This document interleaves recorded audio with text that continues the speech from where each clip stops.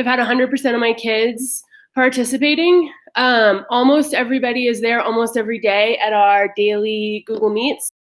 Kids are participating. They're turning things in. They're doing their work. They're asking questions. I've reached all of my students in my class. I have 26 students, and all of them have been present for every morning meeting. Out of 22 students, I have 21 kids coming to my daily class meetings regularly.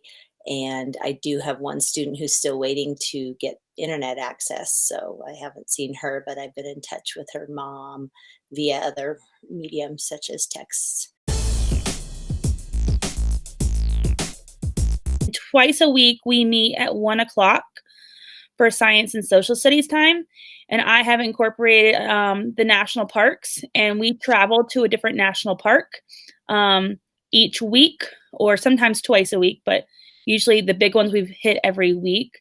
And I dress up as a park ranger, being a former park ranger, and share with them about the ecosystems and the different earth systems that are in the different national parks. Are on an adventure. We are going to go to the Old Faithful Geyser. I am Ranger Barnhart.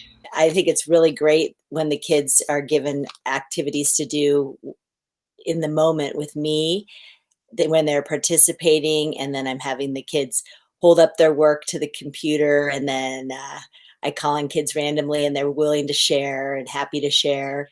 And it's just been really fun to see the kids and doing their work outside of school and bringing it to each other and having a chance to share it. My favorite part of the day teaching online is when students pop in for office hours. I've had students pop in for really no good reason other than just to say hello. So that's a bright part in my day.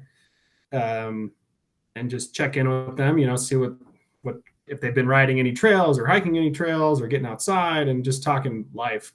That is the highlight of my day, when they pop in for office hours and say hello. My reading teachers are meeting independently from me with small groups of students on Google Meets, and same with my co-teacher. We also have our GATE facilitator who is meeting with our GATE kids. So the challenging part is in the classroom, I have feedback, instant feedback, where I can see, uh-oh, that was way too hard, or, ooh, that's way too easy.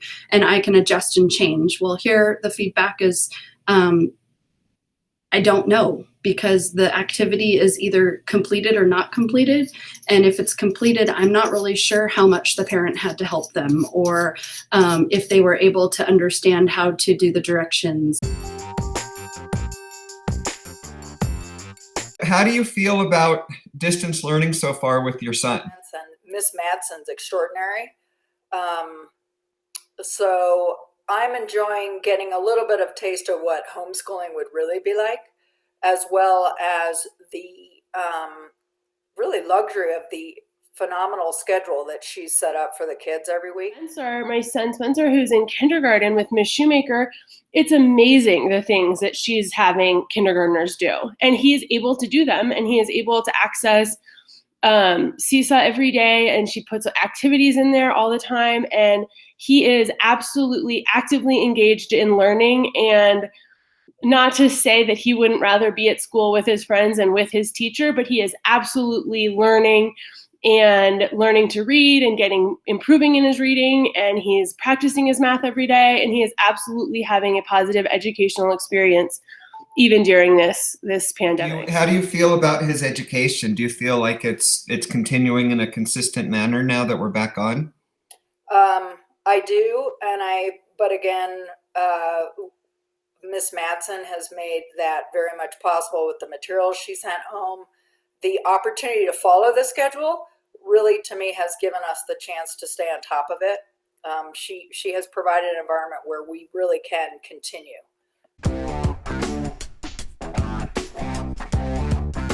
How do you feel about seeing your friends on Google Meet? Very, very good. Yeah? I really like it. It's fun.